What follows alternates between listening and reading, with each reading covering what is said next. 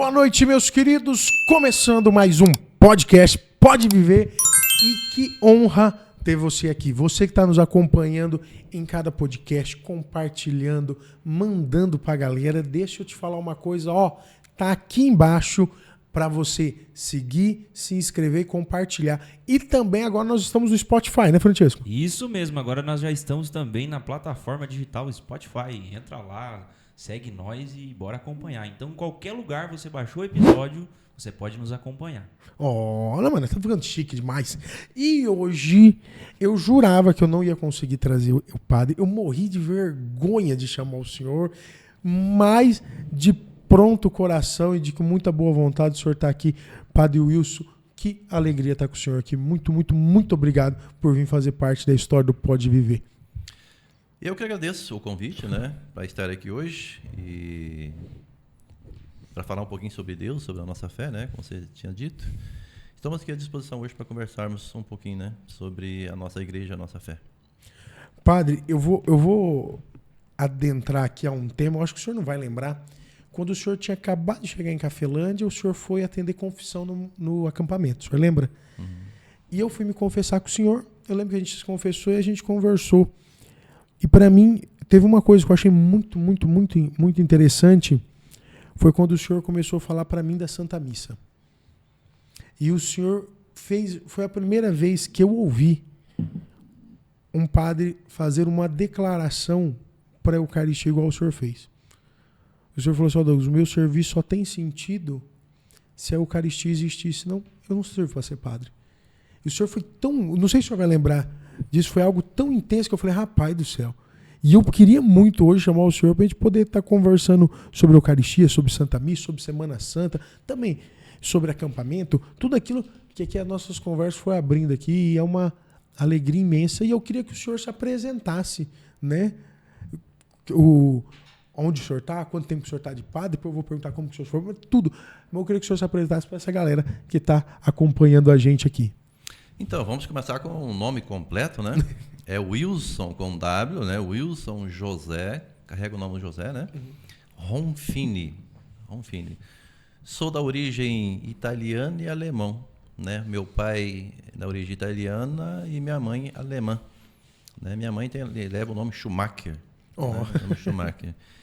E sou capixaba, né? Sou natural do Espírito Santo, cidade de Domingos Martins, no Espírito Santo. Me criei no Paraná, aqui na região de Corbélia, né? E já sou padre já há 13 anos. 13 anos de padre? Padre, como que o senhor descobriu a vocação? A gente estava tendo uma conversa muito legal sobre vocação, né? Como que o senhor ouviu esse chamado, esse despertar? E acima de tudo, padre, eu queria que o senhor falasse da vocação para poder orientar os que estão, que não é uma coisa transcendente, mas é uma descoberta do ordinário. Eu acho que vocação é isso, né, padre? Eu discordo algumas vezes quando fala de vocação é um sonho. Aí eu tinha sonho de ser padre. Não, acho que não. É um chamado de Deus, né? Vamos dizer, é um sonho de Deus, então, né? De ser padre. Mas eu nunca tive sonho de ser padre, nunca pensava em ser padre, né? Eu acredito que foi Deus usou essa situação para ser uma consequência na minha vida, né? Uma determinada situação, eu conheci uma pessoa que se tornou meu amigo, né? Amigo até hoje.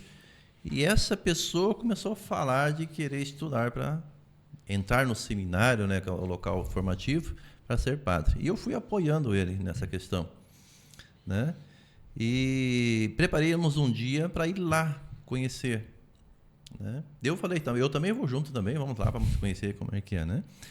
Nessa situação, conhecendo, eu acabei começando a pensar também em ser padre, né, diante dessa situação. E, por incrível que pareça, ele desistiu da ideia e eu continuei com a ideia, depois disso, por mais 5 anos. Fui refletindo por 5 anos e depois de 5 anos eu tomei a decisão de começar a estudar teologia, entrar no seminário e estudar, né, para a formação sacerdotal. Então eu tive a influência de alguém. Olha que legal. Alguém que queria ser padre, queria entrar para o seminário. Por causa dele, fomos juntos, né, desse meu amigo. E no caso ele saiu, não continuou, deu continuidade, e eu vamos dizer, entrei, né, de continuidade. Mais ou menos assim a história da minha vocação. Daí tem mais coisinhas, né? Coisas pessoais também, mas o início foi esse meu amigo, né, que deu pontapé inicial para conhecermos o seminário, né? Padre, foi uma descoberta. Eu acho que o termo de se descobrir a vocação, acho que é isso. É algo muito processual, né? Eu achei muito legal que o senhor falou desse intervalo de 5 anos. Tem jovem que ele desanima da vocação, da descoberta dessa vocação, tipo assim, coisas... não, esse mês eu tô me sentindo muito padre. E mês que vem já não tô me... Sem dar o amadurecimento da ideia, né? Tem um amadurecimento, tem que... Assim, por isso que hoje o seminário também faz um chamado estágio, né?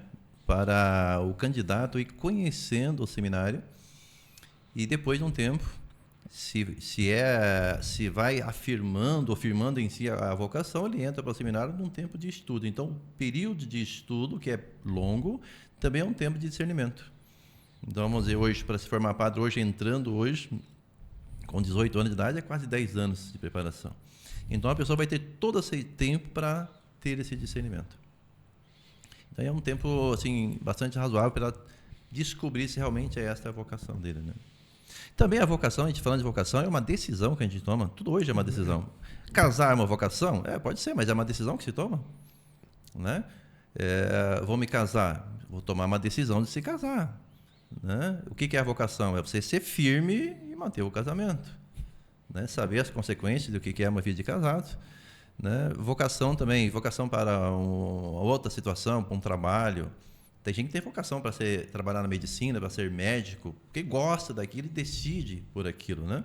E tudo que você vai fazer, você tem que gostar, né, do que você está fazendo, né, e decidir por ficar naquela situação, né? Mesmo muita gente que disse que tinha vocação para o casamento também deixou de ser casado, né? Deixou o casamento. Mas, então, assim, é uma decisão também. Em cima da vocação tem a decisão. Eu decido e seguir essa vida agora desta forma como ela é. E é muito interessante o senhor falar isso, padre, porque o amor é uma escolha, né? É uma escolha, é uma decisão. Uma decisão. É uma escolha, você decide, você escolhe estar naquilo. As pessoas, elas criam o amor como uma emoção. Na maioria das vezes, aquilo que você ama, você decide estar. Eu uso muito a cruz como exemplo, padre. Cristo não houve alegria na cruz, né? Então, quer dizer, o ato de amor ali houve só a escolha. Cristo escolheu. No Calvário, ele podia ter tomado uma decisão diferente, ele decidiu perdoar e manteve o propósito do Pai. Eu acho que é interessante quando a gente olha a vocação não como uma experiência mágica, né? O padre nasceu pronto, né? Não. E o senhor pegou maravilhosamente bem no conceito do matrimônio. Se casar fosse tão mais fácil do que ser padre, não haveria divórcio. Não haveria divórcio. Né? É uma decisão. Casar é uma decisão. Ser padre é uma decisão. Né? Amar a Deus é uma decisão. Né? Tem gente que decide não amar a Deus. Né? É uma vocação amar a Deus? Não. Amar a Deus é uma decisão que a gente toma na vida. Então, a nossa vida são decisões que nós vamos tomando. Né? Em seguir aquilo. Até em fazer o mal. Tem pessoas que decidem fazer o mal. É uma decisão que ela toma. Tem vocação para o mal? Não, talvez não. Ela decidiu em seguir aquele caminho, aquela vida. Decisão em fazer o bem. Não é fácil fazer o bem. Tem que ser, né? Viver a nossa fé católica. Não é fácil, é uma decisão que temos que tomar dia a dia para vivermos a fé católica. Então, nós estamos vivendo todo dia uma decisão que temos que tomar em nossas vidas. Para seguir a fé, para seguir o matrimônio, para seguir trabalhando, né? Para seguindo ser uma pessoa boa. São decisões que vamos tomando na nossa vida diariamente. E falta essa maturidade nessa palavra, né, na decisão. Falta maturidade, né? E na decisão, assim, você tem que se decidir e tem que se corrigir também. Você tem que estar se corrigindo diariamente. A pessoa tem que se corrigir diariamente, né? Através, então, vamos decidir, eu tenho fé, vou seguir minha fé católica, decidi em ser católico corretamente. Então, a pessoa tem que buscar meios para isso. Na decisão, tem que estar buscando meios para isso.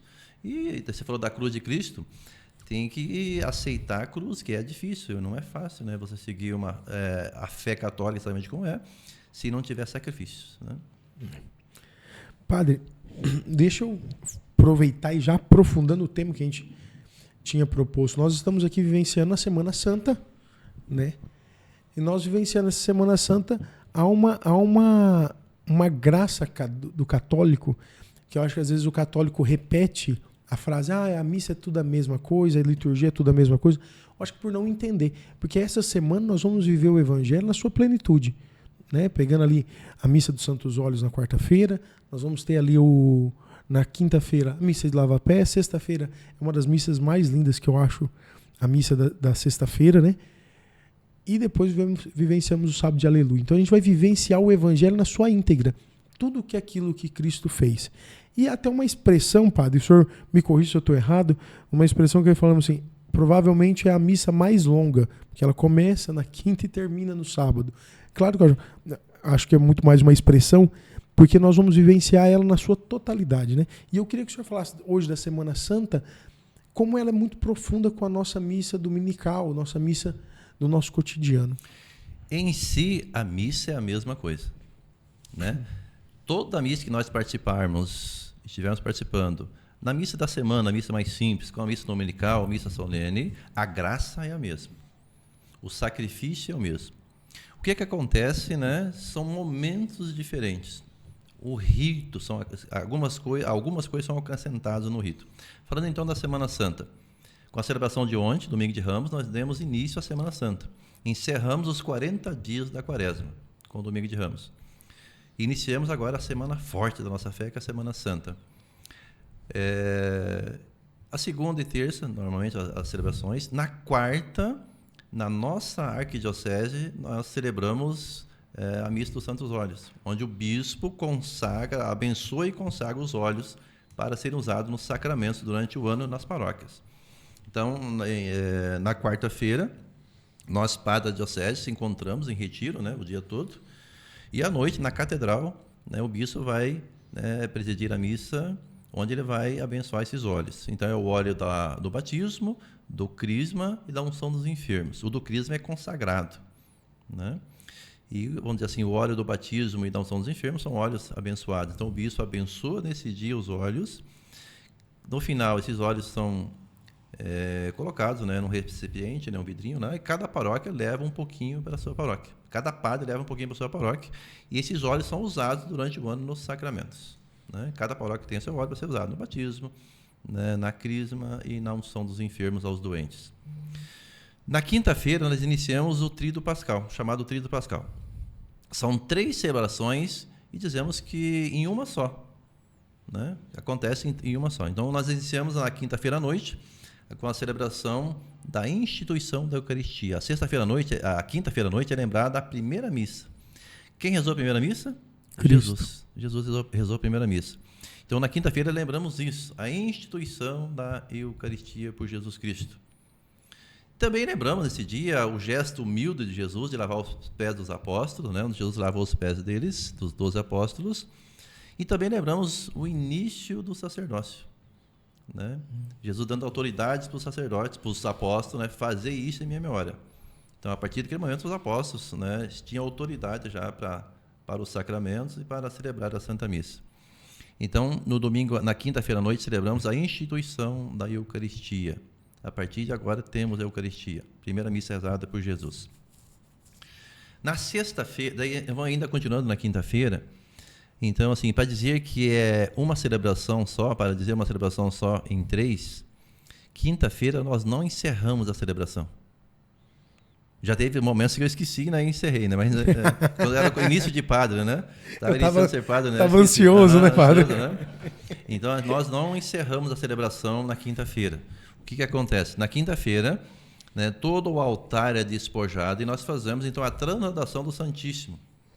Normalmente, onde tem condições, o Santíssimo vai, as hóstias que são consagradas na quinta-feira, vai para um espaço, um local diferenciado, onde vai acontecer a vigília.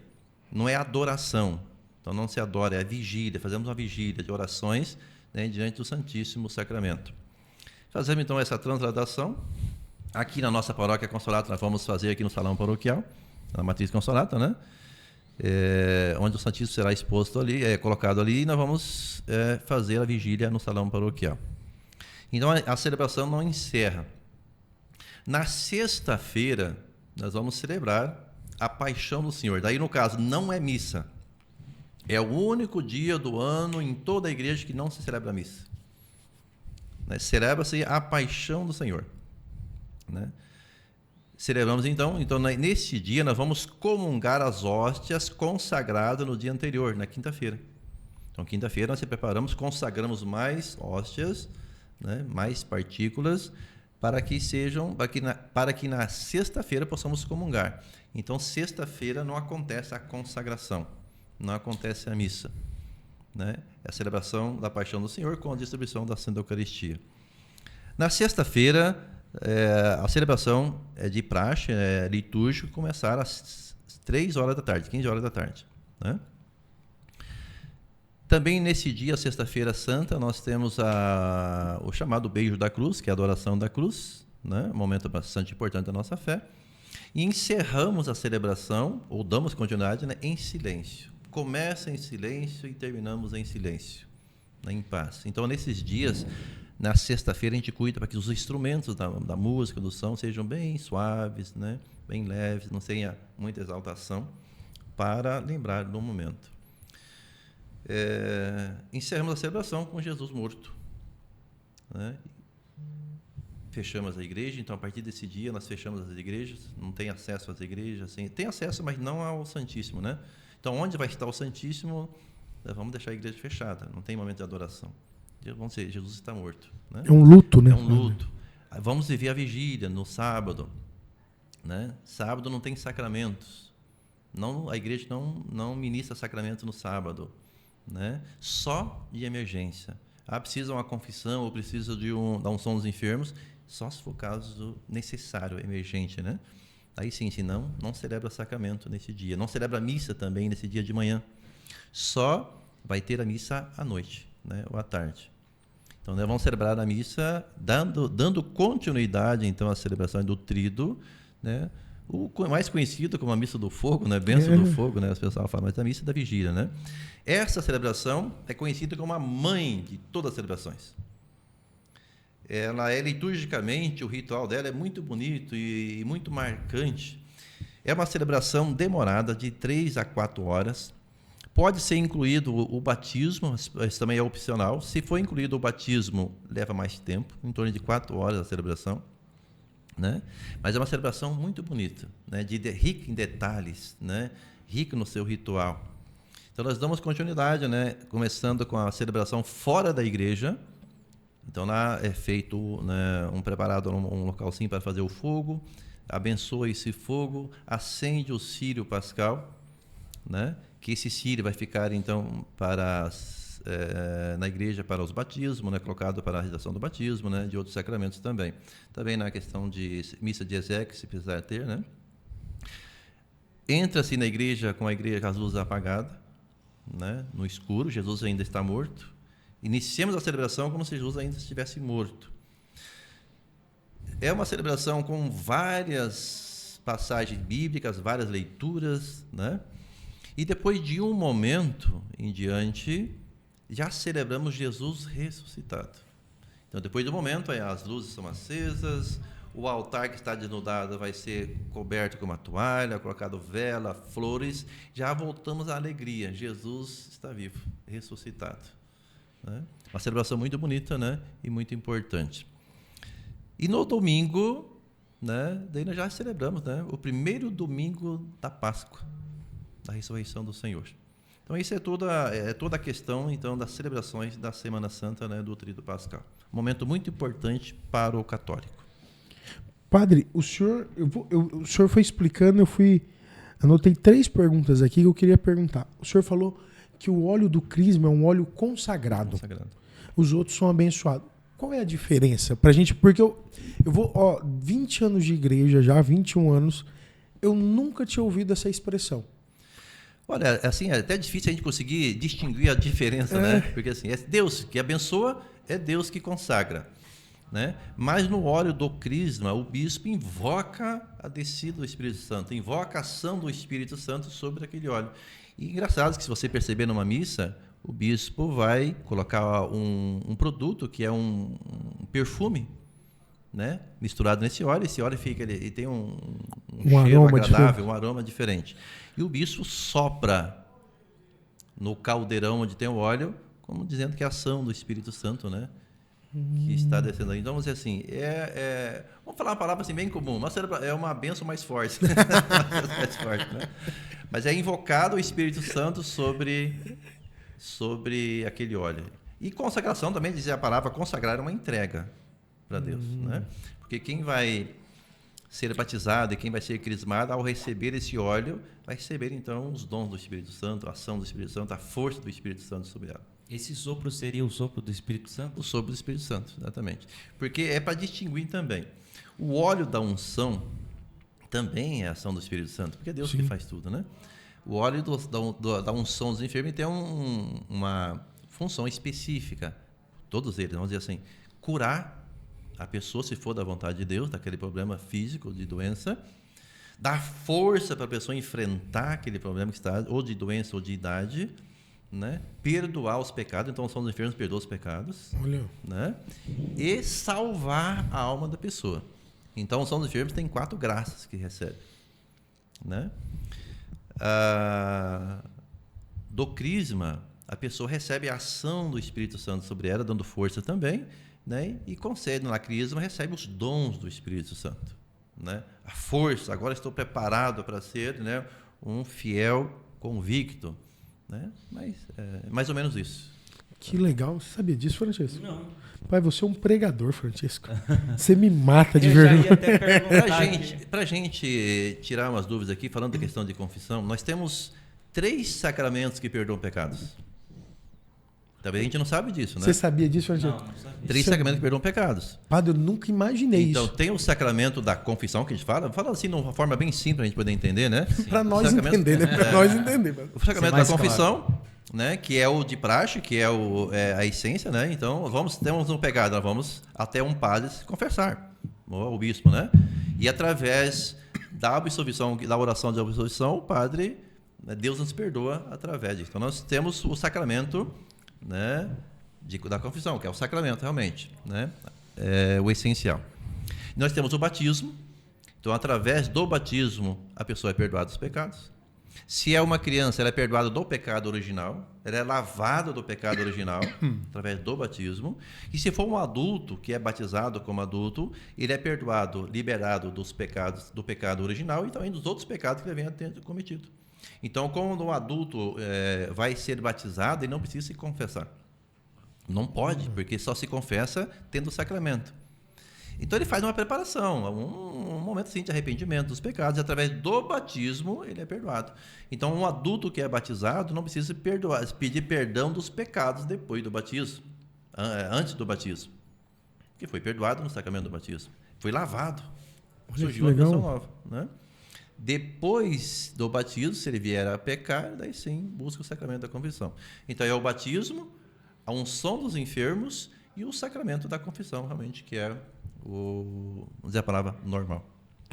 Nessa unção dos enfermos, padre, tipo, por exemplo, a pessoa está lá acamada, numa ocasião assim que ela não conhece, não consegue não reconhecer, mas se responder.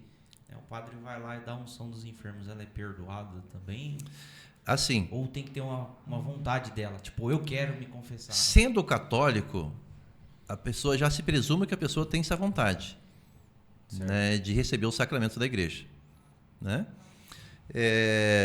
Estando inconsciente, pode receber o sacramento.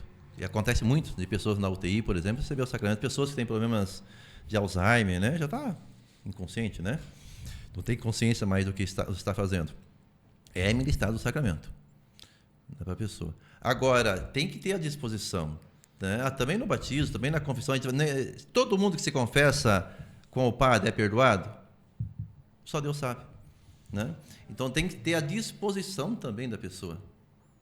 Porque se uma pessoa vai se confessar e não está disposta a parar com o pecado, ou se não está arrependida, não acontece o perdão. Certo. Né? Então também não são os enfermos. A pessoa toma o sacramento, recebe o sacramento. Mas a questão da graça só Deus sabe.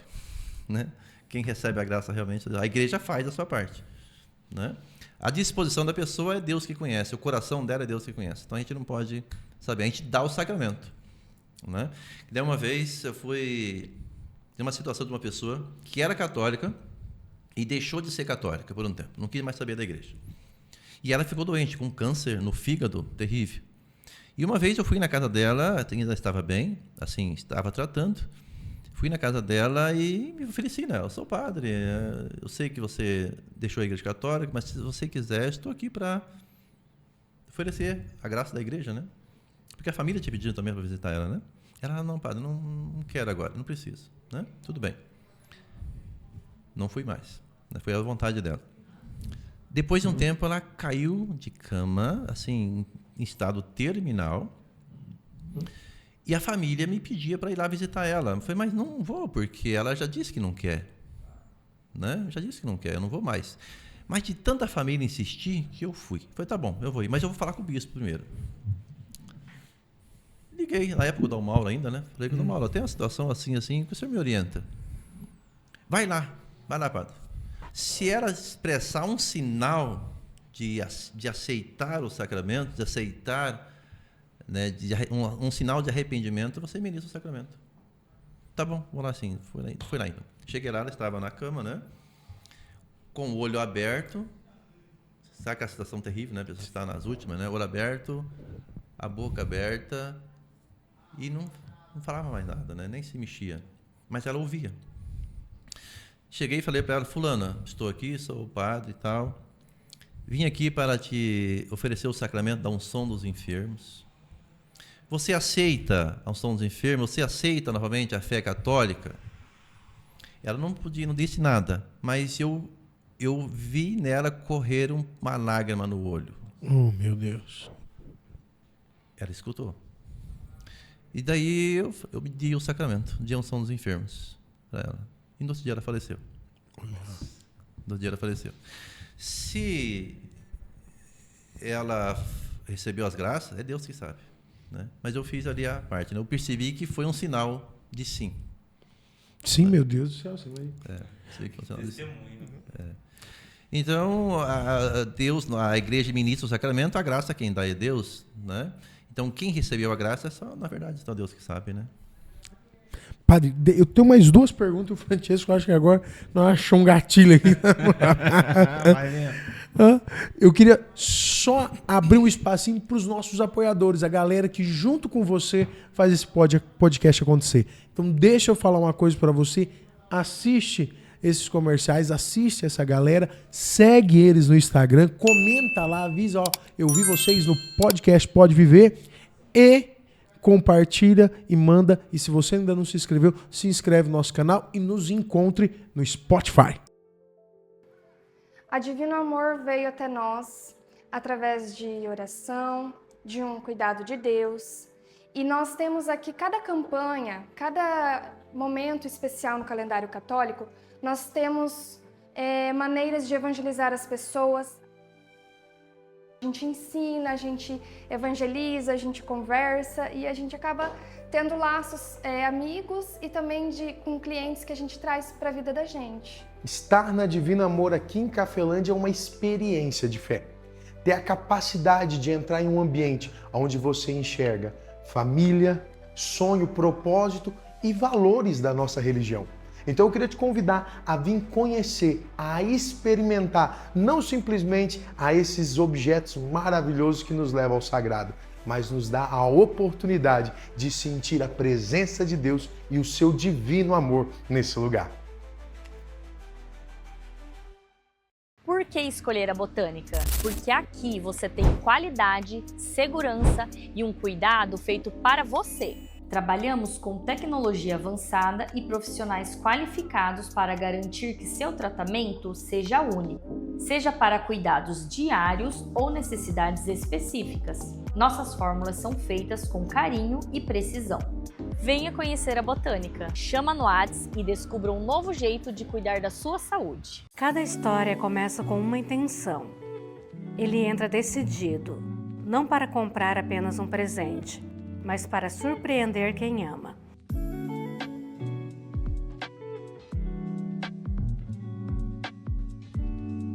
Aqui, na Além da Renda, recebemos cada cliente com atenção, respeito e acolhimento.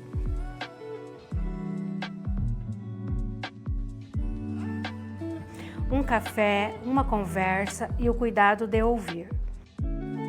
Ele nos conta sobre ela. seus gostos, seu estilo, sua essência. Com experiência, sensibilidade e olhar apurado, apresentamos as escolhas certas. Peças que unem beleza, conforto e significado. Cada sugestão é feita com elegância, discrição e segurança, porque sabemos exatamente como transformar sentimento em presente. No final, não entregamos apenas uma lingerie. Entregamos confiança, encanto, uma experiência memorável. Porque aqui, escolher bem vai muito além de comprar. É sobre viver o momento.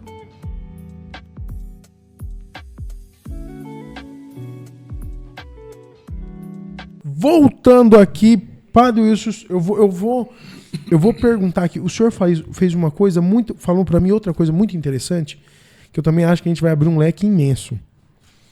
O senhor falou que a vigília não é uma adoração, é uma vigília. Vigília. E eu queria que o senhor pudesse trazer o sentido de adoração e vigília, mas principalmente o de adoração, padre, para nós católicos, né? Porque às vezes a gente fala, eu fiz uma adoração ao Santíssimo. E eu queria que... Porque quando a gente faz a vigília, a gente também tem oração, tem profundo... Mas eu queria que o senhor trouxesse para nós essa diferença para um aprofundamento melhor para essa Semana Santa. O que é vigiar? Cuidar. Cuidar. Esperar.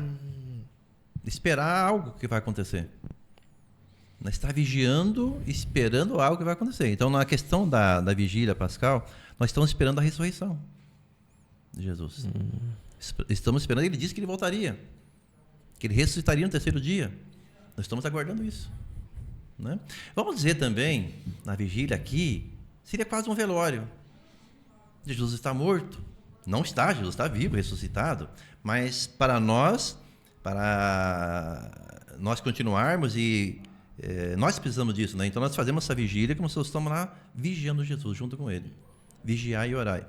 E também, assim, aquela questão de Jesus, quando Jesus pediu para os apóstolos vigiarem, né? Vocês não conseguem ficar comigo, né? Nem um pouquinho, já dormem. Então a gente fica com Jesus naquele momento, aguardando a sua ressurreição, né? Por que não adorar? Também é uma adorar. Não adorar por quê? Jesus está morto na vigília pascal. Está no túmulo, né?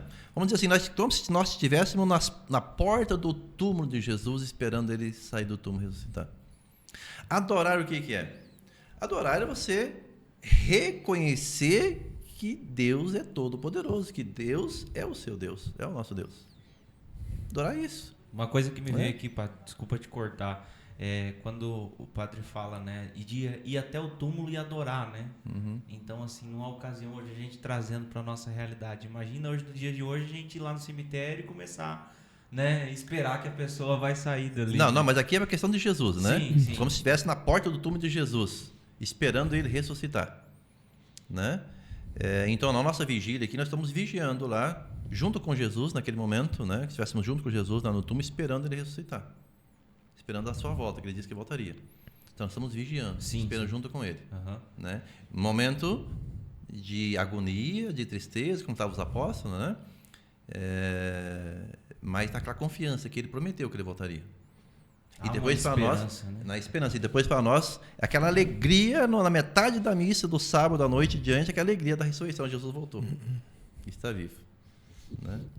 Então, vamos dizer, sábado Jesus está no túmulo. Certo.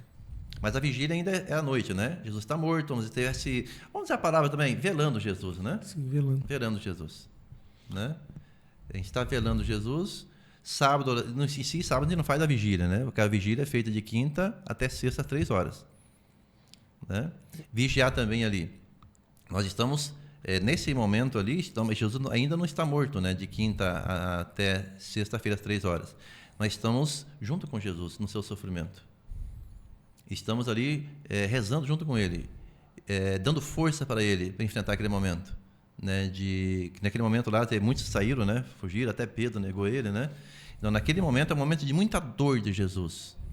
De quinta a sexta-feira, às 3 horas da tarde. De muito sofrimento para Jesus.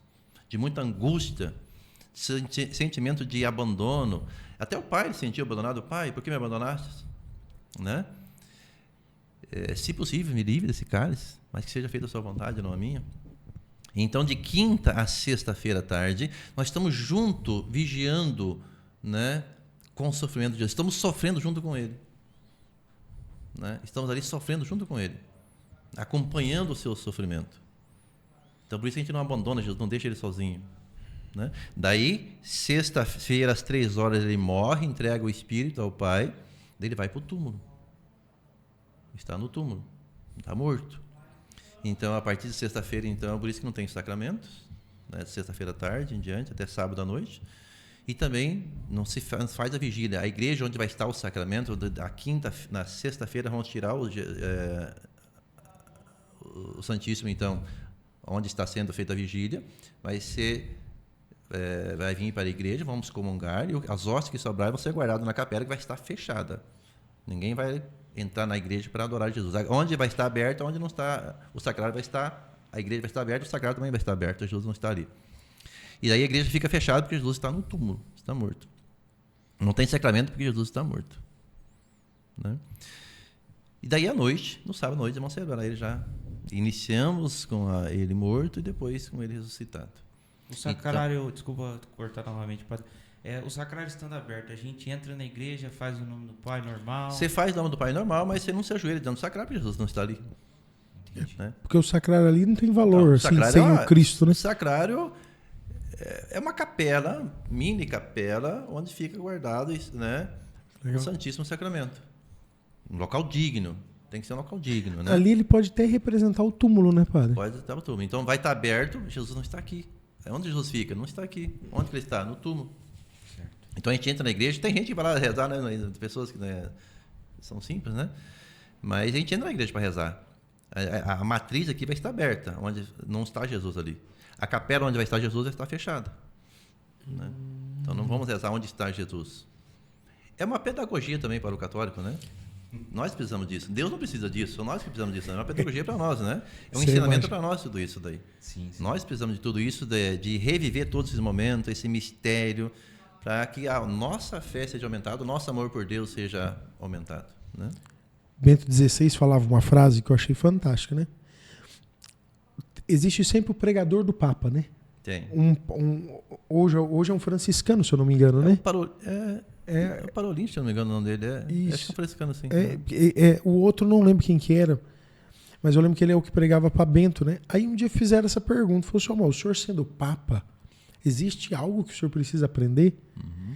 E ele falou numa humildade que vem muito com a nossa liturgia, padre, que era uma outra pergunta que eu tenho que fazer para o senhor.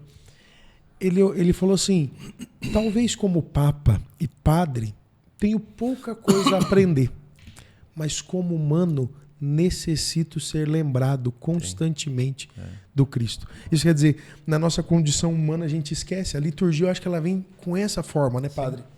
Se a gente não... nós precisamos de tudo isso. Repetindo, Deus não precisa nada disso, nós precisamos. Então a liturgia para nós, a missa, esses momentos do tríduo pascal, momentos de vigília, todos nós que precisamos disso. Porque tudo isso fortalece a nossa fé. Tudo isso nos faz ter cada vez mais amor por Deus. Né? Então isso é um momento situação de questão de conversão também, isso nos ajuda na conversão, né? Muito importante. Padre, o senhor explicou a vigília, a adoração. Deixa eu te perguntar, para a gente poder ter esse aprofundamento, tudo isso é um ato litúrgico, é o ritual litúrgico que a igreja abraça. A liturgia, ela vem se atualizando em cada etapa, em cada momento. Como é feita essa atualização e como que a liturgia é instituída? Porque eu acho que a liturgia é uma coisa, é um rito muito delicado para ser alterado mediante a nossa vontade. Uhum. Porque ela é uma essência. Ó, a gente viu, mudou algumas palavras no ritual romano e foi mais de 19 anos para acrescentar uma palavra que chega uma hora e você fala assim, não é possível que demorou tudo isso para acrescentar uma palavra. Uhum. Mas por quê? A igreja tem essa seriedade com o seu rito. Né? A liturgia é algo muito forte, muito sério, né? Muito sério, muito forte, muito real. Né? É porque tudo isso tem a ver com a nossa fé e nossa salvação. Então, se a igreja está preocupada com a nossa salvação. E e ela guarda os mistérios. Então, se nós não cuidarmos, então nós corremos risco, a nossa salvação corre risco. Tem um bispo falecido já, que ele diz assim, no rito, porque nós temos que separar o rito e a liturgia, né? A liturgia é o ato público, né? Que nós, o culto público nós prestamos a Deus. O rito é como celebrar esse culto, a forma de celebrar esse culto, né? Então, para mim era a mesma coisa. Dizia que eu sou um burro. Perdão, padre, eu estou começando a achar, Francisco. Eu sou um jumento. Dizia esse bispo, até vou citar o nome dele, era um bispo bastante conhecido, Dom Henrique Soares, né? E diz assim, uma vez ele pegou um retiro para nós em Cascavel, né, para os padres, para o clero de Cascavel, ele diz assim, no rito, quando nós obedecemos o rito da igreja, Deus aparece. Quando nós não obedecemos, Deus some e nós aparecemos. Foi uma situação, assim, uma forma que ele expressou, né? Então, a igreja criou o rito. Vamos agora falar da questão de fé que eu estava falando, né? A questão de salvação. Teve um momento na história que Jesus, por causa do risco de salvação, Jesus se irritou, pegou chicote e saiu batendo nas pessoas, porque estavam profanando o templo, que era o local sagrado, é um local sagrado o templo. Profanando o templo, você lembra dessa passagem? Sim, né? lembro. Jesus fez um chicote e saiu dando chicotada, imagina a cena, chutando mesa. Por quê? Porque as pessoas, aquela situação estava correndo risco à salvação das pessoas, profanando o que é sagrado, né? Falando do rito, podemos dizer que o rito litúrgico, né, desde o início da igreja, ele teve 3 momentos. O primeiro momento foi o momento de organização da igreja, que foi do tempo dos apóstolos até 1500, mais ou menos, 1545. Então, esse tempo todo foi um tempo de organização da igreja. Até a própria palavra, né? Criar ritos. Então, foi se criando ritos em várias regiões do mundo. Porque os apóstolos saíram evangelizar para as regiões do mundo, né? Saíram pegar o evangelho. E cada local eles começavam a celebrar a missa, cada um no seu rito, porque aí não tinha um rito organizado, preparado. Celebrava essa missa do seu jeito. E foi se formando os ritos de celebrar, forma de celebrar a missa, modo de celebrar a missa. Mas a única forma que nunca deixou de existir foi a forma da consagração. Eucarística. Aquela nunca deixou de existir. Porque é as palavras que Jesus falou na Santa Ceia. Isto é meu corpo, né, que será entregue por vós, tomai todos e comei, né? Só resumindo. Este é o cálice do meu sangue, o sangue da nova e eterna aliança, que será derramado por vós, né? Então, essa é a fórmula, não... A forma e a matéria nunca mudaram. A matéria, pão e vinho. Agora, o modo de celebrar foi se constituindo, foi se formando durante todo o tempo. Então, durante 1500 anos, mais ou menos, não teve uma forma assim fixa. Cada lugar tinha uma sua forma de rezar a missa. Os papas preparavam a sua forma, o seu jeito de celebrar a missa. Daí, com o Concílio de Trento, em 1545, se eu não me engano, que levou 18 anos esse concílio, o Papa, chamado Papa São Pio V, instituiu, então, um missal. Dizendo assim, agora, a partir de agora, a igreja tem que seguir essa orientação em todo o mundo. Né? Só que até ali, vamos falando dos períodos, então. Teve um período, então, do início da Era Apostólica até 1545, o Concílio de Trento. Depois do Concílio de Trento até o Concílio Vaticano II, que foi mais ou menos mais de 400 anos celebrando a missa daquela forma. E depois que o Concílio Vaticano II, de 62 a 65, teve-se um novo missal, conhecido como missal de São Paulo VI, né, de Paulo VI. Né? Então, a partir do momento, a igreja disse, precisamos criar um rito para a missa, né, único a toda a igreja. Então, se criou o chamado missal de São Pio V. Né? Só que nesse período todo, até o Concílio de Trento, já tinham surgido vários ritos dentro da igreja. E como fazer agora? Acabar com todos? Não, da igreja foi sábia, né? Porque tinha ritos muito bonitos, muito já constituídos. Parece, se não me engano, assim, que o Papa disse, olha, vamos obedecer e seguir os ritos com mais de 200 anos. Então, surgiu a questão, então, de ritos orientais e ritos ocidentais. Ficou, então, o rito oriental, sabemos por onde fica o Oriente, né? Questão de geografia, de mapa. E o Ocidente. Nós somos os conhecidos do rito do Ocidente, ocidental, o rito latino. Os que veio de 1500 para cá. Com o Papa. Geralmente era o rito que os papas usavam, né, nas celebrações com o Papa. E os ritos orientais foram aqueles pequenos ritos que foram se formando, né, em igrejas particulares, que a igreja deixou eles continuar. Então, hoje nós temos na Igreja Católica 23 ritos, 23 formas de celebrar a missa. E é conhecido como rito oriental e rito ocidental. Nós somos do rito latino-ocidental. Então, hoje, depois, então, o Concílio de Trento foi se criado um missal, né, que é conhecido como missa tridentina, né? Tridentina porque vem lá do concílio que foi realizado em Trento, né? Essa forma de celebrar a missa, esse missal também já foi montado com jeitos de celebrar a missa anteriores, né? Ele seguiu até o Concílio Vaticano II. Com o Concílio Vaticano II foi feito algumas modificações, né, no rito da missa, não na fórmula e na matéria, né?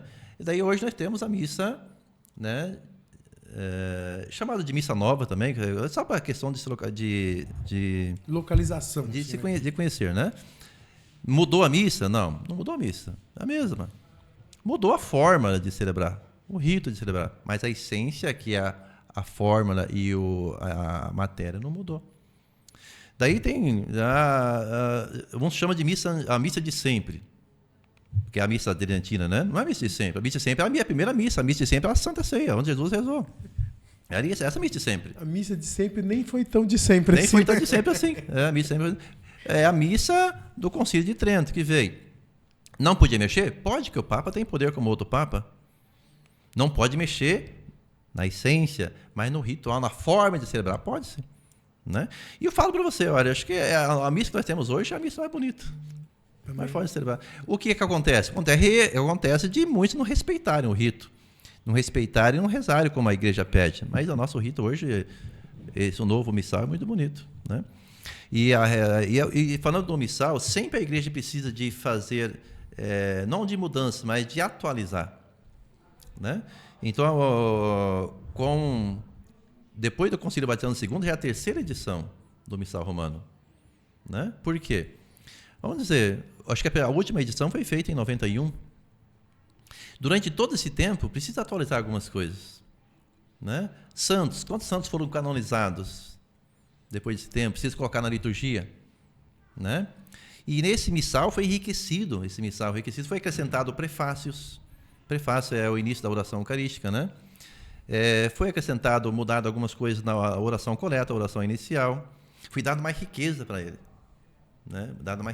Foi acrescentado os prefácios de Nossa Senhora, acho que, se não me engano, tinha 2, agora tem 5. Acrescentado outros prefácios onde não tinha. Os Santos Doutores parece que não tinha prefácio, agora tem prefácio, né? Então, São José está mais claro, São José né? está mais claro. Foi colocado algumas celebrações como solenidades. Então foi enriquecido muito esse missal, né? Ficou muito bonito esse novo missal, né? E dentro da nossa Igreja Católica do Brasil, né, com a CNBB também pede para a Santa Sé algumas situações dentro do Brasil, né, que precisa ser vivida dentro do Brasil, né, nossa fé, né? Então a Igreja aprova, né, o missal para o Brasil, né? Então o nosso missal hoje é muito bonito. Então precisa dessas atualizações, né, a cada tempo. Agora foi feita essa atualização, que você disse, foi quase 20 anos de trabalho, né, para revisar esse missal. Então não é brincadeira, a igreja não brinca com isso. E nós brincamos e mudamos ele numa missa. Brincamos e mudamos numa missa. A igreja levou 19 anos para revisar o missal. E nós viemos aqui, uma vez numa missa, nós mudamos todo o missal. Celebramos do nosso jeito. Um pecado. E olhamos, às vezes, a igreja com um certo deboche, né, padre?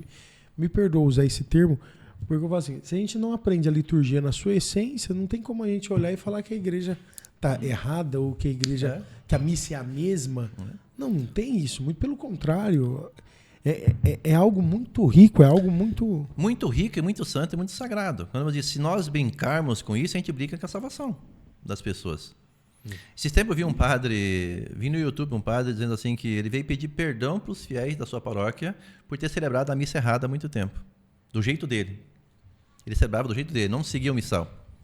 E depois de um tempo, ele caiu em consciência e ele pediu perdão para os fiéis da paróquia dele. Por ter muito tempo de celebrar a missa do jeito dele e não do jeito da igreja. Do jeito da igreja está contribuindo para a salvação da pessoa. Do nosso jeito, isso contribui para a perdição da pessoa. Pesado, hein? Isso aí, padre, é uma verdade inconveniente, vamos falar assim, né? Isso e é necessária, né? E ao mesmo tempo necessária demais. Padre, eu já vou voltar a fazer mais uma pergunta. Se eu for conversar com o senhor de sacramento, só para eu tirar umas dúvidas minhas, vamos então já... Se eu souber, né, responder, né? Então, meus queridos, você que está acompanhando esse podcast que está se tornando uma aula sobre missa, sobre liturgia, sobre história da igreja, quero falar para você também acompanhar agora os nossos apoiadores, o pessoal que faz esse podcast acontecer junto com você. Dá uma olhadinha aí. Chama que a GVL já vem. É gás de qualidade que não deixa ninguém na mão. Na casa da Dona Maria ou na empresa do seu João. Se acabou, é só ligar que a entrega é ligeirinha. GVL gás na porta com segurança garantidinha. É na cozinha, na indústria, é no fogão do coração. GVL Gás, pode confiar. Chegou, pra abastecer seu lar. Quando nós evangelizamos, semeamos algo no coração das pessoas. E a escolha de um presente pode se tornar um caminho de encontro com Deus. Um altar montado com amor. Um crucifixo fixado acima da porta.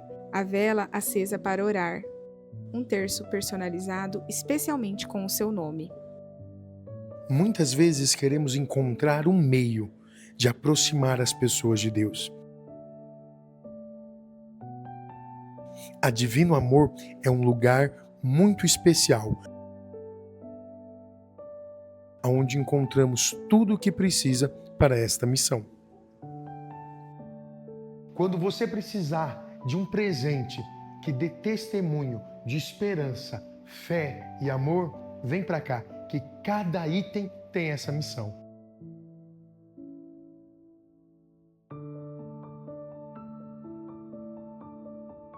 Somos a Divino Amor de Toledo, presentes que evangelizam.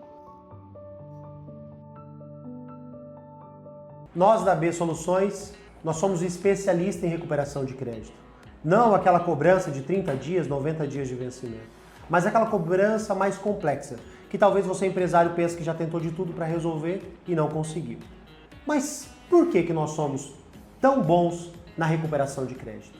Na B Soluções, o nosso time é totalmente treinado e sim, nós temos uma equipe dedicada para cada carteira.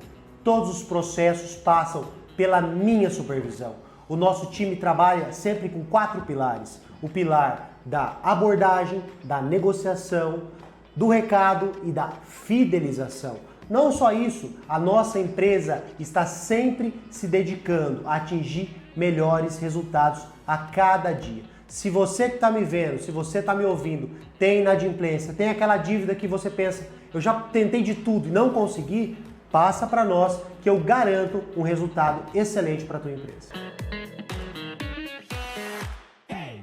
E voltando aqui, dá uma olhada aqui embaixo aonde você pode encontrar o Pode Viver. No nosso Instagram, aqui no canal do YouTube e agora no Spotify. Lá você vai poder ouvir dentro do carro, andar, caminhar, baixar. Vai ter o Pode Viver para você na palma do seu celular, na palma da sua mão, no seu celular, no seu carro, aonde o aplicativo estiver funcionando. Vai ser fantástico. Então, vai no Spotify, segue a gente lá, se inscreve no YouTube e nos acompanhe no Instagram. Meu Deus, na sua mão, todo esse lugar, o Pode Viver fazendo a diferença na sua vida. Padre, deixa eu aproveitar e perguntar sobre o sacramento, padre. O senhor tocou num tema muito interessante. Um dia, numa discussão, né, nas apologéticas que está tendo agora na internet, eu achei muito legal a colocação de um padre que ele falou assim, para vocês, ele falava, para os protestantes, o batismo é um ato de conversão. Ele falou, para nós da igreja é um ato de salvação. Batizamos as crianças para tirar delas o pecado original. para que ela possa já se tornar filho de Deus. Ele foi explicando nesse sentido no conceito salvífico. E depois ele explica que a confirmação da fé vem na crisma, né? Eu achei muito interessante quando ele colocou o conceito salvífico. O sacramento, na sua totalidade, é esse o objetivo para a igreja, né, padre? O sacramento é uma graça que vem de Deus. Então, Jesus deixou os sacramentos. Através do sacramento, nós recebemos a graça de Deus. O sacramento, que é um sinal visível, e a graça, que é um sinal invisível. Recebemos a graça, né, de Deus. Então, cada sacramento tem a sua graça específica, né? Mas tudo é Deus. Tudo é graça de Deus, né? Então, nós precisamos dele. Então, o batismo é o primeiro de todos. Sem o batismo, ninguém pode fazer outro sacramento. Não pode receber outro sacramento. Então, o batismo abre as portas para os outros sacramentos. E a graça do batismo, podemos dizer, então, para nós católicos, é essencial o batismo, né? Deus pode salvar o batizado sem ser batizado? Pode, Deus pode tudo. Deus sabe os seus meios, né, de salvação. Mas para quem tem consciência, é católico, tem que receber o sacramento do batismo. Que sim, nos liberta, nos lava do pecado original, que quem não está batizado ainda não está na graça de Deus em si. Através do sacramento do batismo, nós estamos na graça, entramos na graça de Deus. Como se dissesse assim, Deus pega a gente no colo e diz, agora esse é meu filho amado. Né? Através do sacramento do batismo. Fazemos parte da igreja, né? E somos considerados filhos legítimos de Deus. E ainda, se for, como nós dissemos antes, se for adulto, recebe o perdão dos pecados. Então é essencial para a salvação, né?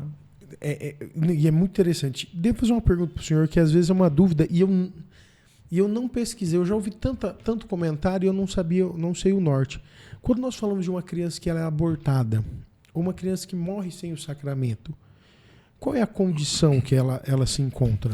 Olha, primeiramente nós temos que ter a culpa. Para pecarmos, temos que ser culpados do pecado. Sim. Consciente, né? Vemos uma criança que é abortada, não tem culpa daquilo. Então, vamos voltar a dizer, Deus tem os seus meios de salvação, né? Então, alguém que não é culpado vai ser culpado por Deus? Vai receber uma pena? Fala para lá, vai para o inferno? Porque simplesmente é assim, mas ele não teve culpa daquilo. E também, podemos chamar também na igreja a questão de desejos. Existe na questão do batizado também o desejo.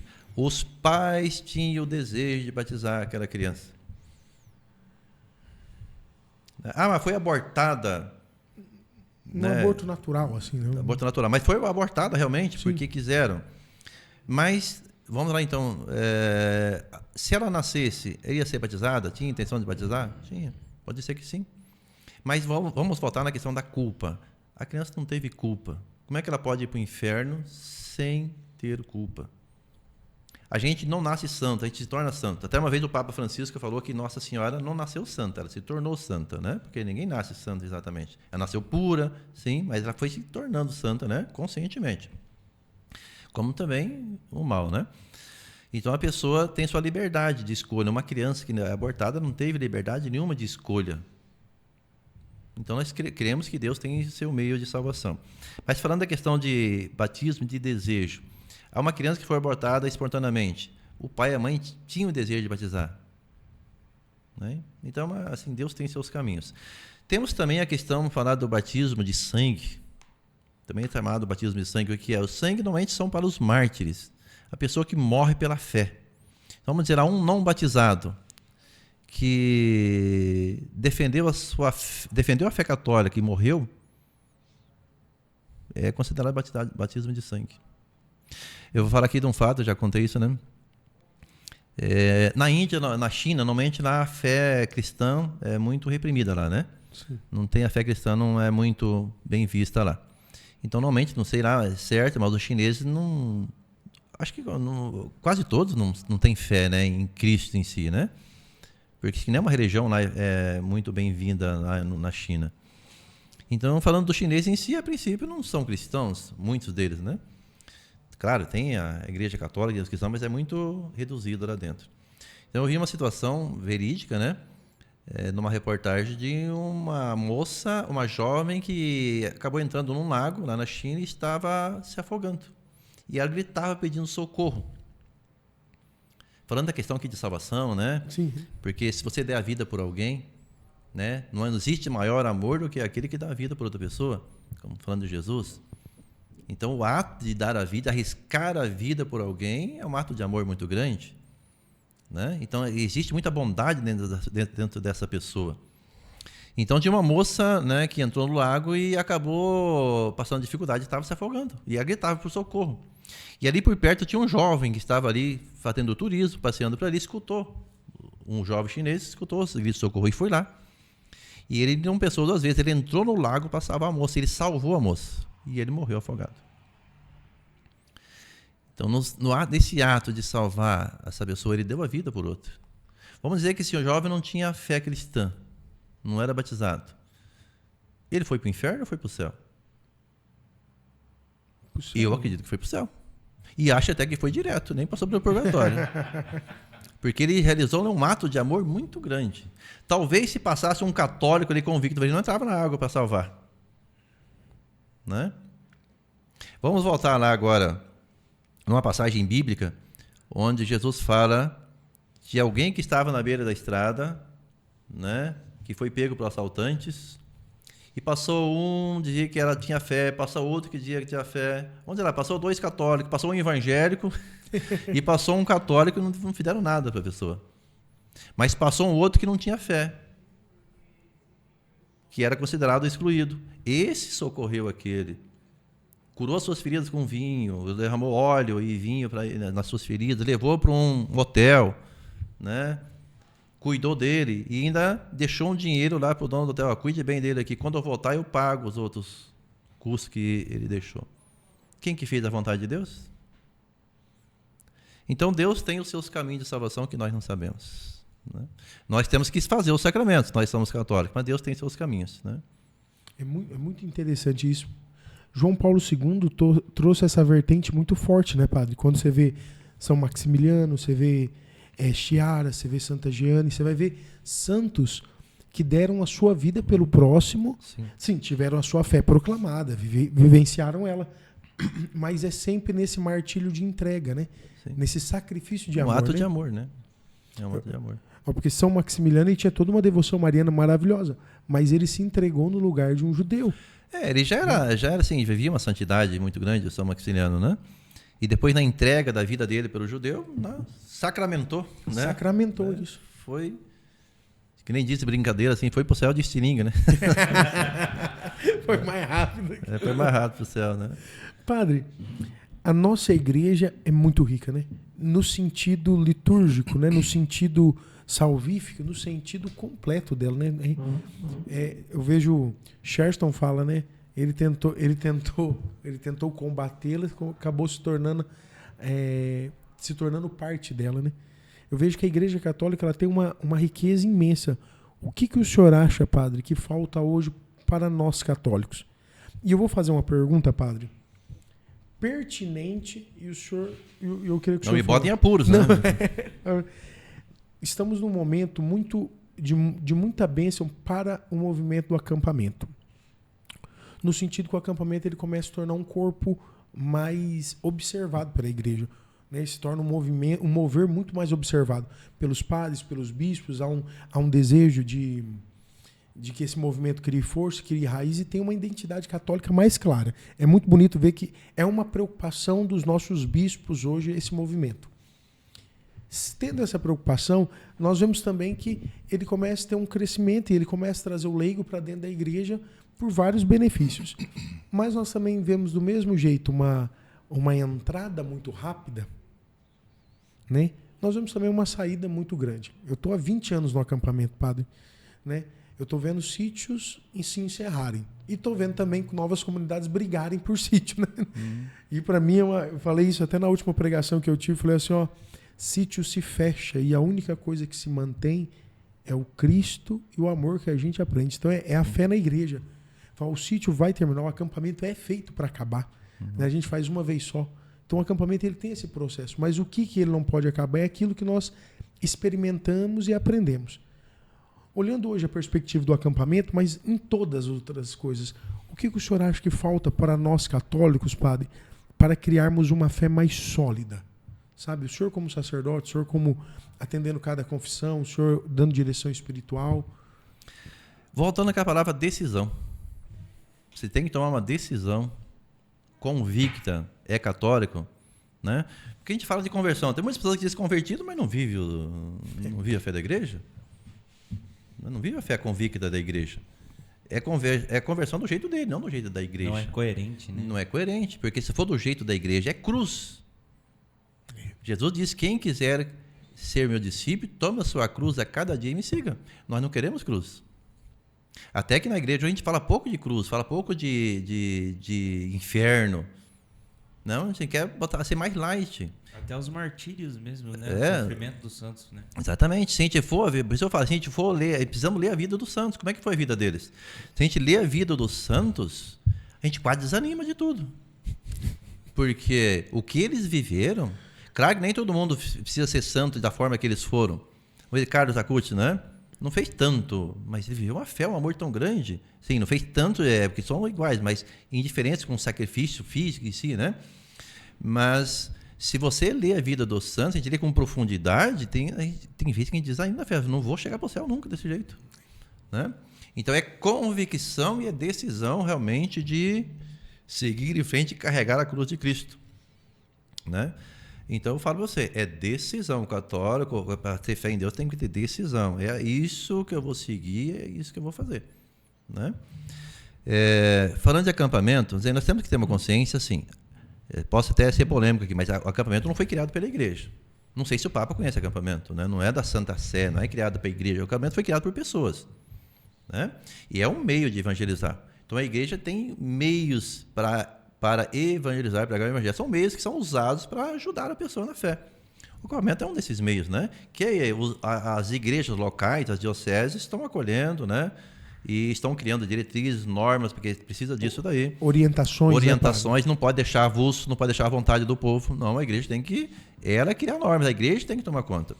Então, a igreja, em algumas regiões, então a igreja está abrindo o olho para isso, né? Dando o seu valor, mas criando normas. É o bispo que decide, é a igreja, a diocese que decide, não é o povo, não são pessoas que decidem como que vai ser um acampamento ou outro movimento. Tem que ser a igreja, porque senão não é mais igreja. Se for o povo que decide, não é igreja, né? É grupo separado. Então, assim, o acampamento é um meio de evangelização, né? Como outros movimentos que temos na igreja, né? E acreditamos que é um meio eficaz, né? Mas tem que ser feito dentro da norma da igreja, obedecendo o que a igreja ensina, o que a igreja orienta. Mas é um meio eficaz de evangelização, né?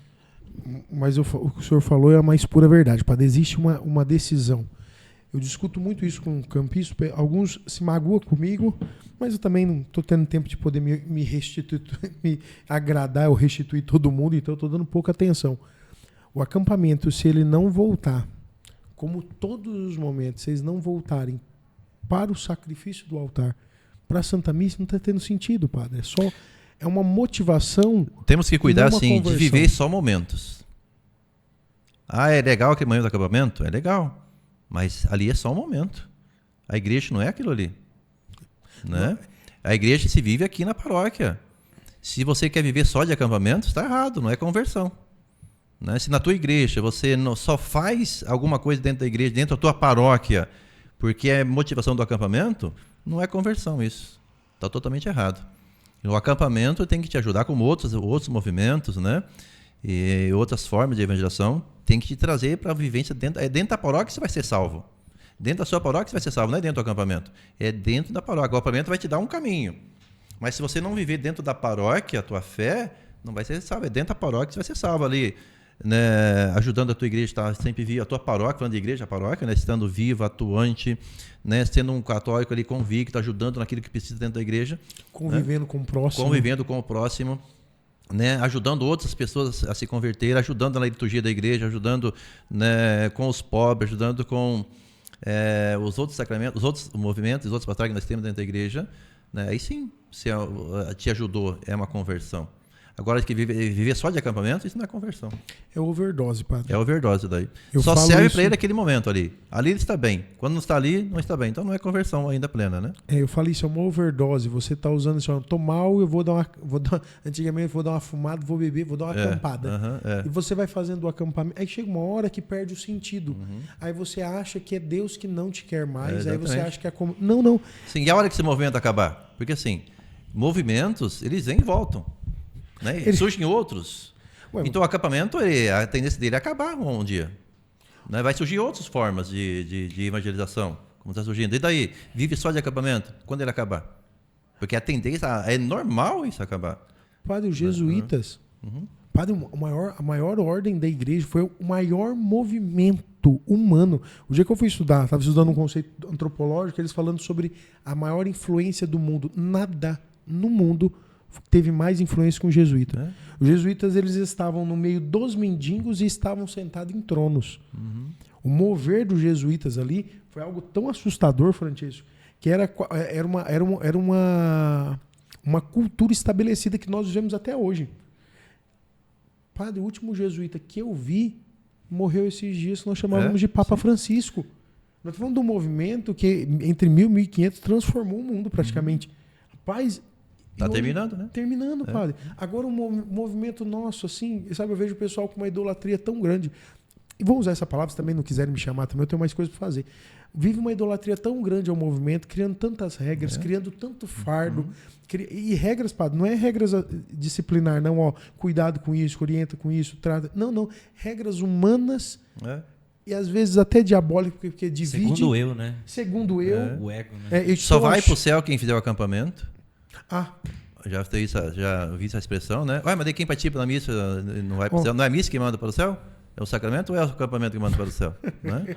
Então, são coisas assim que... E uma, padre, irrita. O senhor vai irrita. Eu vou falar uma coisa que irrita. Eu falei assim, o cara falou, Douglas, o meu padre não quer fazer o acampamento.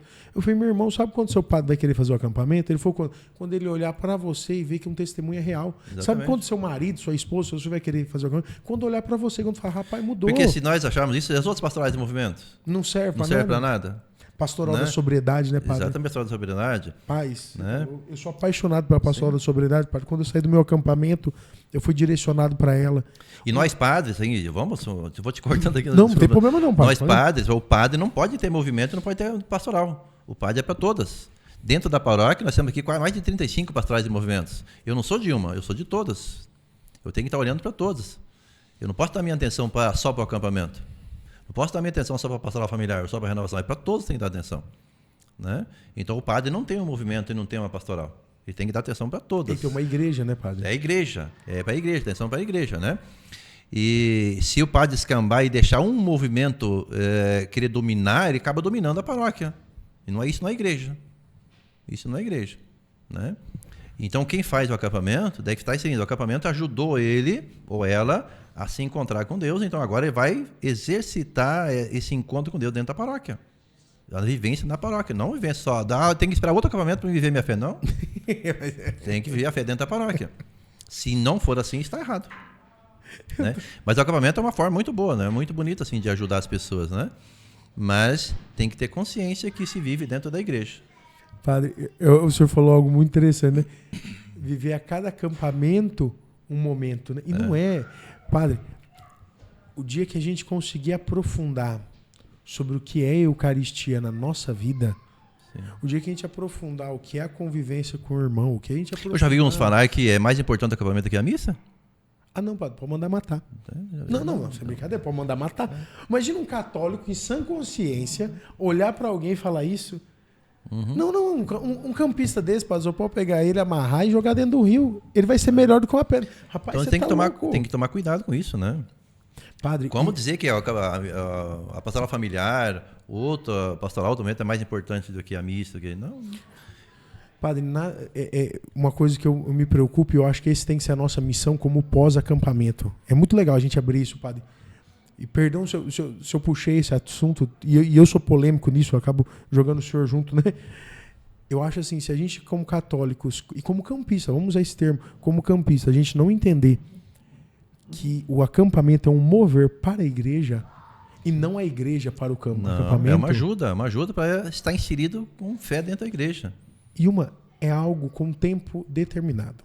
Vai, sim, vai chegar um momento, não vai ter mais acampamento. Cascavel está numa seleção maravilhosa. Tá. Né? Vou falar para o senhor, os leigos estão abraçando, Dom José está abraçando, o acampamento está começando a criar. O senhor, padre, abraçou. Eu abri um leque aqui, né? Eu tive uma experiência muito legal em Cianorte com um padre. Não vou citar o nome dele, porque ele mesmo não gosta dessas coisas. Mas, padre, ele falou para mim assim, Douglas, eu não gosto desse estilo do acampamento. E ele estava dentro no sítio como diretor espiritual, como paroquiano dele. E eu vi que uma luta, padre. Sabe aquela luta para bater palma ali na hora? Sabe aquele homem que está esforçando, dando o máximo? Ele falou, Douglas, se hoje a minha paróquia tem esse respaldo, eu tô junto. Achei lindo. Ele falou assim, eu tô junto. Ele falou, mas eu preciso que o acampamento devolva para a comunidade, para as famílias. Porque senão não tem sentido. Não tem sentido. Aí quando eu vejo um padre que está se esforçando por não ser o estilo dele, padre, não é estilo dele. Aí eu ainda olhei para ele e falei, padre, eu sei quando alguém não gosta do lugar, mas está dando o seu melhor. Ele olhou para mim e falou assim, eu estou dando o meu melhor. Ele olhou, eu olho assim, que entendeu, padre, que é uma ferramenta eficaz, mas é uma ferramenta, padre, que para a nossa diocese de Umuarama já chegou no seu ápice e a gente está organizando o pós. Na diocese de Paranavaí, padre, já não é mais um fervor. Por quê? Porque isso é natural, né? É natural. Ele vai se esfriando. Tem lugares, padres, que os sítios estão fechando. Que os sítios estão virando casas de recuperação, estão virando casas de retiro. Já foi o tempo, né? Já foi o tempo. E eu anseio, padre, pelas novas evangelizações. Sim. Eu anseio por aqui, talvez, que venha agora um conceito de estudo. Eu vejo que está tendo uma necessidade de catequese. Eu não ouvi essa frase, mas um interesse meu, padre, é que nós tivéssemos uma catequese para o campista. Porque às vezes... Falta catequese. Não só o campista, para todo católico falta catequese, né? Catequese mais aprofundada, né? Algo assim, a catequese é infantil. Eu sou catequista, padre. Eu estou na minha paróquia cuidando das crianças lá. É legal você conseguir transmitir uma fé. Mas não adianta, padre, que eu vou pegar ali uma Suma, eu vou pegar uma Confissões de Santo Agostinho, eu vou pegar um São Máximos ali e vou conseguir passar para eles. Não vão. Não adianta. Eu acho que uma catequese adulta é necessária e principalmente para um movimento que está trazendo um fervor. Então, no meio desse fervor tem que vir a maturidade espiritual. Tem que ter maturidade. Então, o acampamento ajuda bastante na fé, mas se não tiver maturidade, né, espiritual e de igreja, acaba depois a pessoa perdendo a fé. Porque se for só o movimento que fortalece a fé dela, quando acabar o movimento, acabou a fé dela. Ela vai se afastar até da igreja. Né? E você falando da Eucaristia, então para nós, católicos, o centro da nossa fé é a Eucaristia. Né? É a Santa Missa. Né? Não existe, todos os sacramentos, mas o ápice da nossa fé é a Eucaristia. Então, todo o sacramento, o centro é a Eucaristia. Tudo nos leva para a Eucaristia. Sem a Eucaristia não existe igreja. Sem a Eucaristia, não existe fé. Né? Para que ter fé se não tem Eucaristia? Né? Então, a Eucaristia é o centro da nossa fé. Interessante que eu estava vendo outro dia, né, uma questão de Jesus está ali presente na Eucaristia. Né? Vivo, E né? tudo nos leva para a Eucaristia. Então, o acampamento tem que nos levar para a Eucaristia, levar para a Santa Missa, levar para a igreja. Né? Eu estava vendo uma situação, ouvi, né, que chegou a me arrepiar, assim, né? O Papa João Paulo II, São João Paulo II, né, foi fazer uma visita nos Estados Unidos. E ele foi celebrar uma missa numa catedral lá, na região dos Estados Unidos. E antes do Papa, né, tem a segurança toda, que faz toda a segurança do Papa, né, antes de entrar na igreja, tem que entrar a polícia lá, fazer toda uma segurança, né, verificar se não tem alguém escondido debaixo de um banco ali, porque para cometer um atentado contra o Papa, né. Então eles tinham os cachorros, né, que eles largavam os cachorros dentro da igreja, os cachorros iam, cheiravam tudo que viam, se tivesse alguma presença estranha ali, os cachorros percebiam, né? E um dos cachorros, quando passou na frente do sacrário, ele parou e deu sinal que tinha alguém ali. Olha. E o sinal que os cachorros davam, eles são treinados para isso, dá o sinal que tem a presença de alguém ali, né? Então, se achasse alguém, o cachorro dava o sinal, fiquei arrepiado. O cachorro parou na frente do sacrário e deu sinal que tinha uma presença de uma pessoa ali, tinha alguém ali. E os policiais foram a ver, ele está na frente do sacrário. O cachorro percebeu a presença De uma pessoa. ali no sacrário. Um padre... E talvez nós passamos e não damos essa importância, né? Que nem disse Santa Teresa, né? Ela falou que fez uma frase assim, né? Que alguém que passa diante do sacrário ele não faz reverência, falou, ou é o sacristão ou é o diabo. Padre, o senhor contou isso, um padre da nossa diocese, num podcast ele contou, ele falou assim, uma das experiências mais interessantes que eu tive com a Eucaristia, ele estava levando a Eucaristia para um doente, se eu não me engano, doente, alguma coisa assim. E ele pegou a patela ali, tudo. Padre, não tem peso aquilo, né? Ele entrou no banco e ele até com pressa, o padre disse que ajeitou ali no banco e sentou, ponhou o cinto e saiu. Quando ele olhou, começou a apitar. Pipi, pipi, pipi. Ele falou, mas rapaz, ele verificando o cinto dele, verificando, parou, desceu do carro, olhou, voltou. A hora que ele ligou o carro de novo apitando. Aí quando ele olhou, a Eucaristia estava no banco. Ali ele, olha, eu me emociono porque ele contou, ele falou assim, Douglas, aquele sensor percebeu que tinha uma pessoa ali e eu talvez passei despercebido. Ele falou que chorava tanto no carro, padre, porque ele falou assim que foi uma coisa que o padre vizinho nosso, moço. E ele contando aquilo, ele falou assim, nós católicos precisamos voltar para a Eucaristia. Exatamente. Por isso que assim, o padre, quando ele assume uma paróquia, o bispo fala para ele, leva diante do sacrário, você é guardião aqui da Eucaristia. Cuidem, para que o povo tenha acesso, né, para adoração, para a comunhão, mas também que você tem que cuidar da Eucaristia. Por isso que eu sou muito rígido com a questão da Eucaristia, né? Eu não gosto de... O povo até banaliza demais a questão de adoração, questão de exposição do Santíssimo, não é bem assim como pensam, né? Porque vai se perdendo o respeito pelo sagrado, né? Vai se perdendo a sacralidade da situação. Então, eu tenho que ser rígido, porque eu também vou levar culpa se eu não cuidar, né? Então a Eucaristia para nós é o centro de tudo, né? É Jesus que está ali. Se a gente não tiver essa consciência, comungar, né? Comungar, né? Se a gente não tiver consciência de comungar, talvez a gente percebe na mão da pessoa pedacinhos que sobram na mão, a pessoa faz assim. Deus amado. Né? Com a mão, né? E não tem consciência que é Jesus que está ali. Se a gente tivesse essa consciência, nossa... O nosso bispo, Dom José Mário, toda missa, depois da Eucaristia, ele pede às pessoas meditar. Jesus está com você. Faça uma oração agora, né? Medita, reflita sobre esse momento. Dom José Mário sempre faz isso nas missas, né? Então, no final, depois de ter comungado, ele para um minutinho e pede às pessoas terem consciência do que receberam, da Eucaristia que receberam. Né? Que Jesus está com ele. Né? E isso é muito importante, a gente não passa despercebido, né? Uma vez um padre fez uma piadinha agora, né? Um padre, numa região que não chovia, né? Então o povo rezava pedindo chuva, né? Duas piadinhas, né? E daí, uma é mais séria um pouquinho. Daí o padre falou assim, no domingo que vem nós vamos rezar a missa aqui e vai chover. Tenham fé, na questão da fé, né? Daí no domingo seguinte, vieram para a missa, o padre foi rezar a missa, ele falou, gente, não vai chover. Vocês não têm fé. Depois, por quê? Porque eu não vi ninguém de guarda-chuva aqui, né? Ninguém veio na missa de guarda-chuva, esperando que ia chover, né? E uma outra situação, assim, o padre disse assim, gente, no próximo domingo eu vou apresentar Jesus para vocês aqui. Jesus vai estar aqui. Venham na missa que Jesus vai estar aqui. E na próxima missa ele apresentou a Eucaristia. Né? Ele errou? Não. Está Jesus ali. Naquela aparência de pão, né? Naquele pedacinho de pão branco, ali está Deus. E às vezes a gente faz, né, falando de adoração. Nossa, quantos erros que eu cometi na adoração. Eu até vejo que as pastorais de movimentos, às vezes ficam bravos comigo aqui, né? Porque a gente quer cuidar, dar mais seriedade, fazer, mas todo mundo... Não é assim. A gente não pode... Toda hora que a gente quer expor o Santíssimo, colocar a gente adora no sacrário. Jesus não está ali? O cachorro não parou lá diante do sacrário, nos Estados Unidos?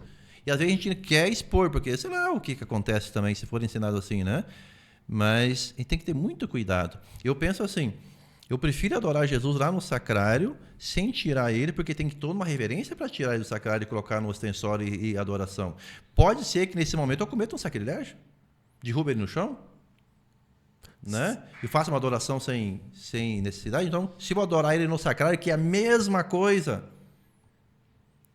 eu não vou correr nenhum risco de cometer um sacrilégio, de derrubar Jesus no chão. né? O que acontece? De fazer uma exposição do Santíssimo, uma exposição no ostensório, sem sacralidade.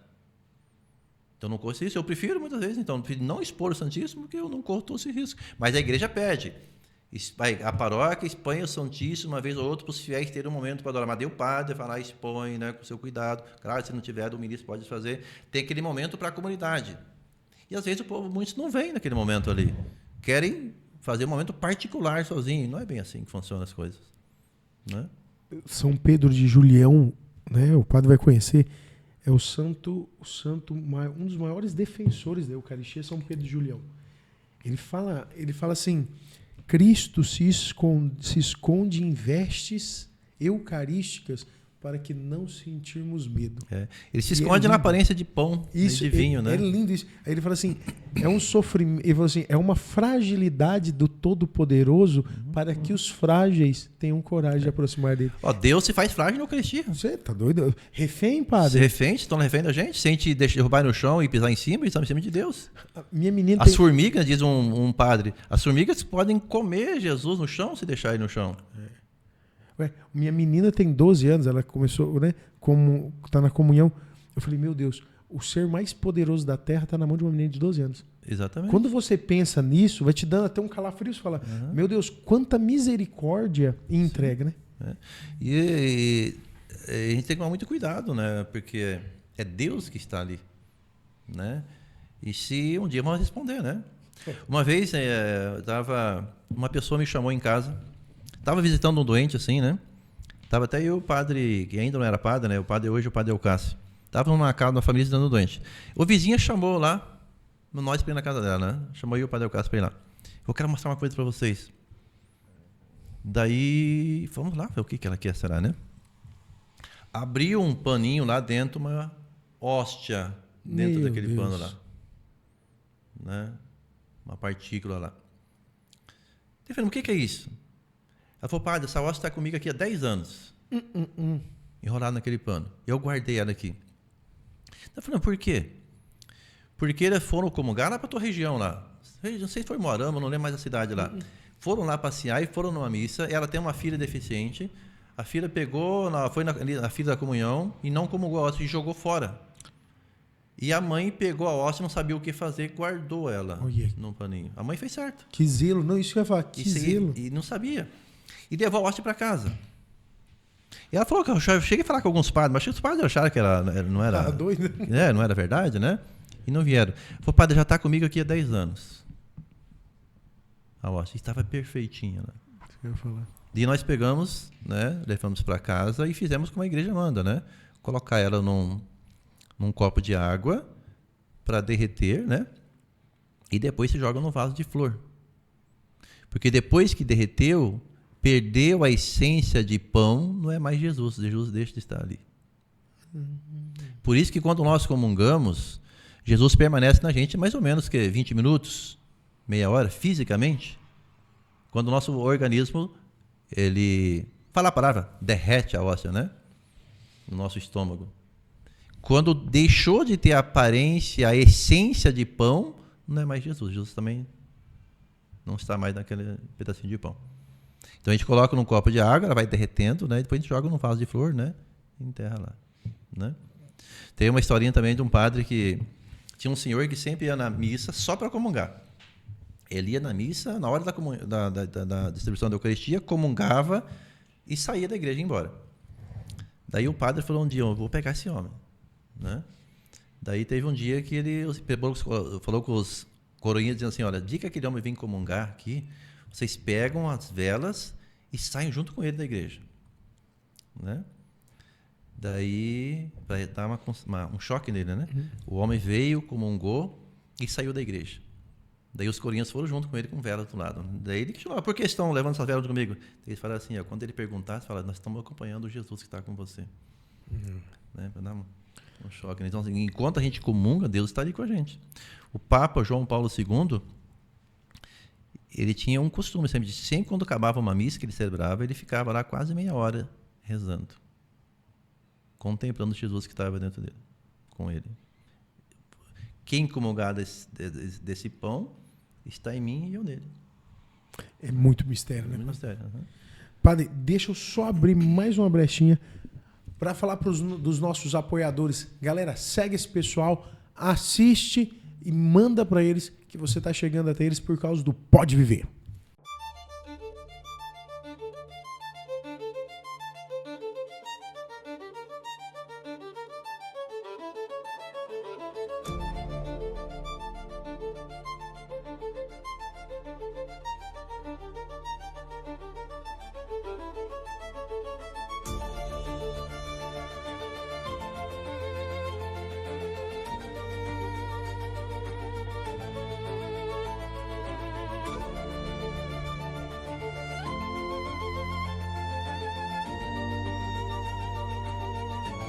Docilar Braga, tudo que você precisa tem aqui.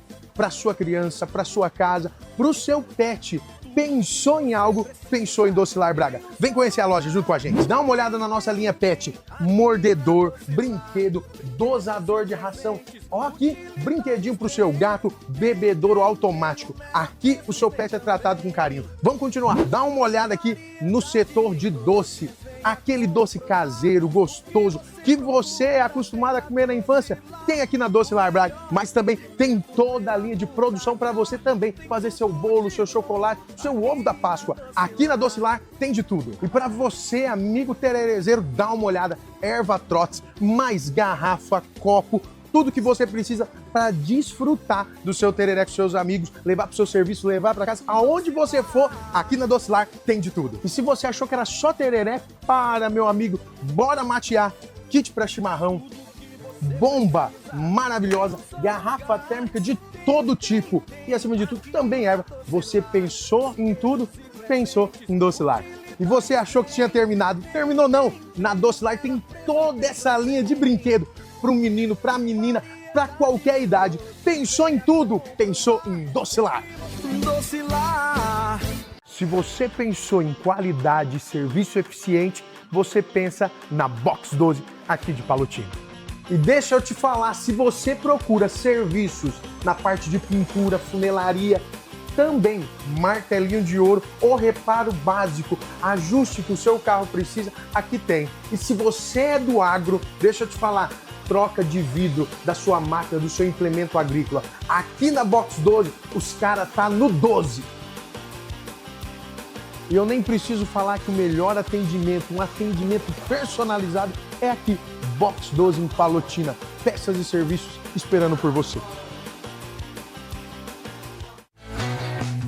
Olá a todos os nossos clientes e amigos. Venha conhecer o nosso novo espaço localizado no coração de Palotina, no centro, na rua Duque de Caxias, número 1375, com um espaço todo aconchegante para você e sua família. Aqui é a nossa sala de atendimento, que nós da Empire pensamos em cada cantinho para atender você e sua família, com maior conforto e disponibilidade do nosso time de corretores, onde estaremos preparados para apresentar isso aqui, nosso time de vendas, locação e trazer o melhor para o seu imóvel e seu problema. Essa é a nossa sala de reuniões, onde foi pensado e planejado para nós apresentarmos todos os nossos projetos, desde venda, locação. Vem para cá, vem tomar um café, um cappuccino, um mocassino com a gente e venha se sentir em casa conosco. Agora que você viu o nosso espaço digitalmente, venha conhecer nosso espaço fisicamente. Nosso time de corretores vai estar preparado para melhor lhe atender.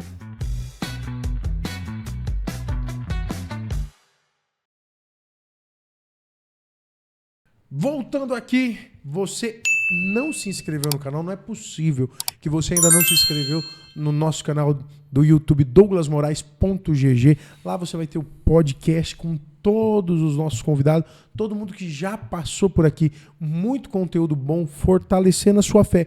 E também teremos os novos episódios dentro do Spotify. E temos para você acompanhar os melhores momentos, eu posso dizer assim, né, Francesco?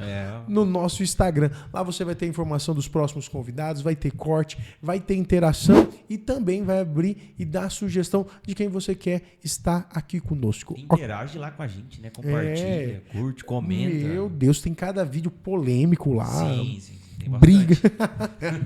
Vai vendo. Padre, eu vou falar o que pro senhor? Eu jurava que nós íamos para uma vertente Nós fomos para outra, nós voltou para uma, nós foi para outra. Foi uma baita de uma aula, padre. E eu queria já deixar o convite para o senhor poder voltar aqui, para a gente poder pegar mais esses temas, mais essa ideia litúrgica, essa fé da igreja que a gente convive, mas não entende, eu acho, às vezes, sabe? Às vezes convivemos na missa, convivemos com o sacramento, às vezes tem até uma ideia folclórica, né? Eu preciso de confessar para ter mais unção, às vezes eu vou comungar para ficar mais ungido. Na verdade, padre, a gente tem que ter o sacramento para a gente poder se encontrar mais com o nosso amado, né? E eu queria agradecer o senhor por esse podcast e eu queria que o senhor deixasse uma fala, um conselho, um direcionamento, o que o senhor quiser para essa galera que nos acompanhou por essa 1 hora e pouco aqui junto com o senhor. Então, eu agradeço você pelo convite, né? Para participar desse momento.